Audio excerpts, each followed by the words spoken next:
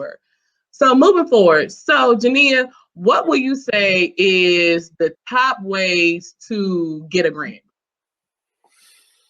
So to get a grant, you need to build relationships. And you need to build relationships regardless, whether it's a grant or a donor.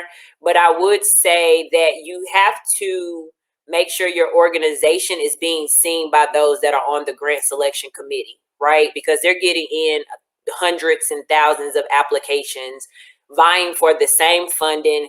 And then if you're not the best writer, you need to be able to tell the story. You need to be able to fill out these applications. To apply for a grant, it does take a lot of energy and time, even though if you get it, the return is high, right? So it's kind of like a high risk, high reward type of thing. But there are times where I've applied for grants and didn't receive them. And I'm like, dang, I could have just used that time for something else. But that's just the nature of the game. So I do suggest that a lot of people really research who they're applying for grants to, research the grant department, start building those relationships, use LinkedIn, don't have a problem with actually meeting with them prior to, so you can tell them yourself what your program is about and ask them any additional questions for tips and things of that nature into how to apply your grant or things that they're on the lookout for.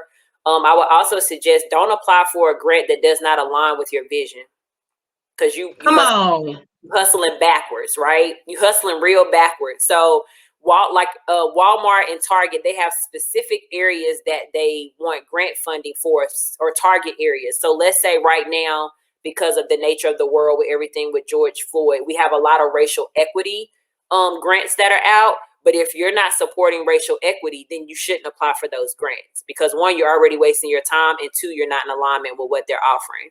So those would be